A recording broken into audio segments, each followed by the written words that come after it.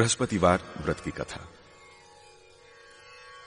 बृहस्पतिवार के व्रत की विधि। बृहस्पति देवता का व्रत इस दिन रखा जाता है। दिन में केवल एक ही बार भोजन किया जाता है। इस दिन पीले वस्त्र धारण करके शंकर भगवान पर पीले उर्द और चने की दाल चढ़ानी चाहिए और बृहस्पतिवार की कथा सुनकर भोजन करना चाहिए। इस व्रत के करने से विद्या, धन, पुत्र तथा अक्षय सुख प्राप्त होता है। उन्हें इस दिन केले के वृक्ष की सादर पूजा करनी चाहिए। बृहस्पतिवार के व्रत की प्रथम कथा। एक नगर में एक साहूकार रहता था। उसको धन, धान्य, बाल गोपाल की कोई कमी न थी, परंतु साहूकारिणी कंजूस थी। वो कभी किसी भिखारी को भीख नहीं देती थी और उसकी इसी हरकत से सभी बहुत परेशान थे। एक बार ऐसा संयोग हुआ कि एक पहुंचे हुए सिद्ध पुरुष उस साहूकारिणी के यहां भिक्षा मांगने पहुंचे। उस समय वो साहूकारिणी अपना आंगन लीप रही थी।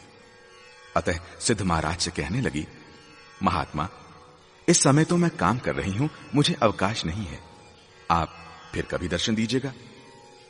सिद्ध पुरुष दुआ देते हुए वहां से चले गए। कुछ दिनों बाद वे पुनः वहां पधारे। उस समय साहूकारिणी अपने पोते को खिला रही थी, अतः उसने भिक्षा देने में फिर असमर्थता दिखाकर भिक्षुक महाराज को फिर कभी अवकाश के समय आने को कहा।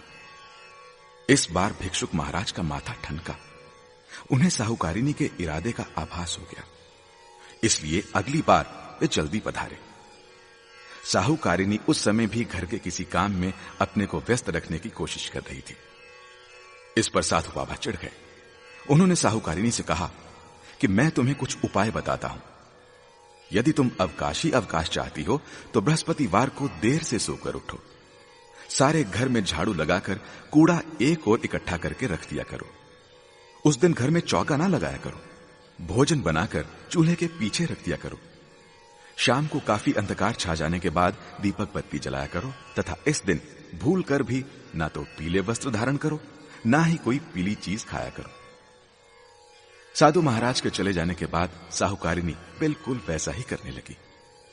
धीरे धीरे बृहस्पतिवार की उपेक्षा के कुपरिणाम उसके घर में उजागर होने लगे। इसके एक सप्ताह बाद वही साधु बाबा भिक्षा के लिए पुनः पधारे। उस समय साहूकारिणी हाथ पर हाथ धरे खाली बैठी हुई थी। बाबा ने जब भिक्षा मांगी तो वो फूट फूट कर रोती हुई कहने लगी, महात्मा, मैं आपको भिक्षा कहां से दूं?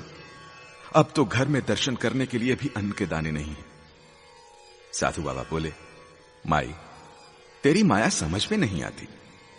पहले तो तेरे घर में सब कुछ था, मगर फिर भी तू भिक्षुक को भीख नहीं देती थी, क्योंकि उन दिनों घर के काम धंधों से ही तुझे फुर्सत नहीं थी।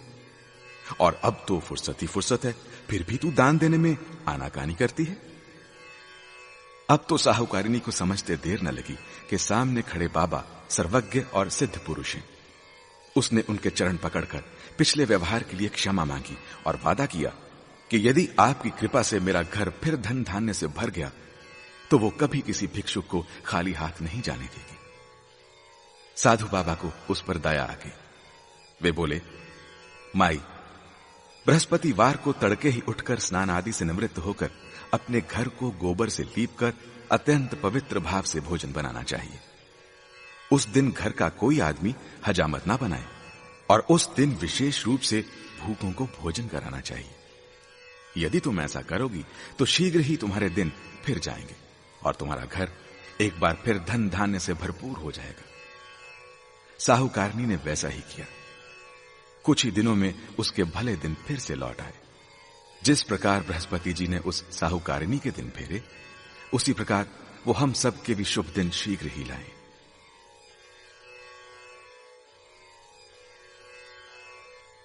बृहस्पतिवार की द्वितीय कथा।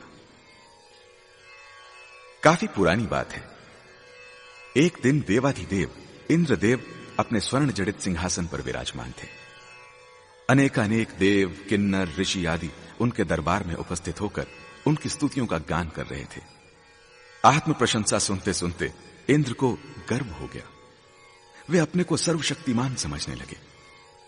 ठीक इसी अवसर पर देवगुरु बृहस्पति जी दरबार में पधारे। इंद्र दरबार के समस्त सभासद देवगुरु के स्वागत में सादर उठकर खड़े हो गए, मगर इंद्र अपने सिंहासन पर ही जमा रहा। बृहस्पति देवता को इंद्र का गर्व समझते देर नहीं लगी। इंद्र की इस अवज्ञा को उन्होंने अपना अपमान समझा और क्रोधित होकर वहां से लौट आए। बृहस्पति देवता के लौटते ही इंद्र को अपनी भूल का एहसास हो गया। अब वो अपने किए गर्व पर पछताने लगे। उसने उसी क्षण गुरुदेव के चरणों में उपस्थित होकर क्षमा मांगने का निश्चय किया। बृहस्पति देव अपने तपोबल से इंद्र के इरादे को जानकर अपने लोक से दूसरे लोक को चले गए। इंद्र उनके लोक से निराश होकर लौट आया। उन दिनों इंद्र का शत्रु वृषपर्वा था। जब उसे देवगुरु की रुष्टता का ज्ञान हुआ तो उसने देवलोक पर चढ़ाई करने का उपयुक्त अवसर जानकर दैत्य गुरु शुक्राचार्य से परामर्श किया। दैत्य गुरु शुक्राचार्य को वृषपर्वा की बात जंच गई। शुक्राचार्य की आज्ञा और वृषपर्वा के नेतृत्व में दैत्य सेना ने इंद्रलोक को घेर कर ऐसी मार लगाई कि इंद्रदेव को छठी का दूध याद आ गया। हार कर वे सिर पर पैर रखकर ब्रह्मा जी की सेवा में उपस्थित हुए। उन्होंने इंद्र को त्वष्टा के पुत्र विश्वरूपा की शरण में जाने के लिए कहा। विश्वरूपा अपने समय का सर्वश्रेष्ठ ज्ञानी विज्ञानी ब्राह्मण था। इंद्र ने जब अनेक प्रकार से विश्वरूपा की वंदना की तो वे बड़ी कठिनाई से देवराज के पुरोहित बनने के लिए तैयार हो गए। विश्वरूपा ने पिता की आज्ञा प्राप्त कर देवराज का आचार्यत्व स्वीकार करके ऐसा यत्न किया कि देवराज को विजय प्राप्त हुई। वे पुनः अपने आसन पर आरूढ़ हुए। विश्वरूपा के 3 मुख थे। प्रथम मुख से वे सोमवल्ली लता के रस का पान करते थे, दूसरे मुख से मदिरा पीते थे तथा तीसरे मुख से अन्न जल ग्रहण करते थे। विजयी देवराज ने विश्वरूपा के आचार्यत्व में यज्ञ करने की इच्छा प्रकट की तो वे देवराज को यज्ञ कराने लगे। यज्ञ के दौरान अनेक दैत्यों ने विश्वरूपा से एकांत में संपर्क स्थापित करके कहा, आपकी माता दैत्य कन्या है, इस कारण आपका कर्तव्य है कि प्रत्येक तीसरी आहुति देते समय आप अपनी माता का नाम अवश्य लें। विश्वरूपा को दैत्यों की बात समझ में आ गई। वे यज्ञ की हर तीसरी आहुति दैत्यों के नाम समर्पित करने लगे। फलतः देवताओं का तेज घटने लगा। देवराज को जब सही वस्तु स्थिति का पता चला तो वे इतने क्रोधित हुए कि उन्होंने विश्वरूपा के सिर काट दिए। विश्वरूपा के मदिरा पीने वाले मुख से भंवरा, सोमवल्ली पीने वाले मुख से कबूतर और अन्न खाने वाले मुख से तीतर बना।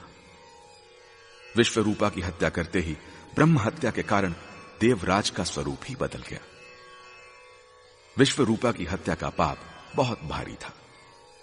देवताओं के 1 वर्ष तक प्रायश्चित करने पर भी जब ब्रह्म हत्या का पाप न कटा तो देवराज ने समस्त देवताओं सहित ब्रह्मा जी की स्तुति की।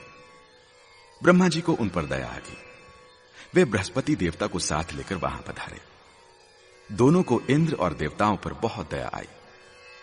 उन्होंने ब्रह्म हत्या के पाप के 4 भाग किए। उसका 1 भाग उन्होंने धरती को सौंपा। फलतः धरती में ऊंचे नीचे गड्ढे हो गए। तभी ब्रह्मा जी ने धरती को वरदान दिया कि ये गड्ढे अपने आप भर जाया करेंगे। पाप का दूसरा भाग उन्होंने वृक्षों को सौंप दिया, जिसके कारण उनका दुख गोंद बनकर बहता रहता है। ब्रह्मा जी के वरदान के कारण केवल गुग्गुल का गोंद ही पवित्र माना जाता है। पाप का तीसरा भाग यौवन प्राप्त स्त्रियों को दिया गया, जिसके कारण वे प्रत्येक मास अशुद्ध होकर प्रथम दिन चांडालिनी, दूसरे दिन ब्रह्मघातिनी और तीसरे दिन धोबिन रहकर चौथे दिन शुद्ध होती हैं। पाप का चौथा भाग जल को दे दिया गया, जिसके कारण उस पर फैन और सिवाल आदि आता रहता है। इसी के साथ जल को वरदान भी दिया गया कि तू जिस पर पड़ जाएगा उसका भार बढ़ जाएगा। इस प्रकार बृहस्पति जी इंद्र से संतुष्ट हुए और उनकी तथा ब्रह्मा जी की कृपा से जिस प्रकार इंद्र के पाप ताप कटे, उसी प्रकार बृहस्पति देवता हम सब पर कृपा करें।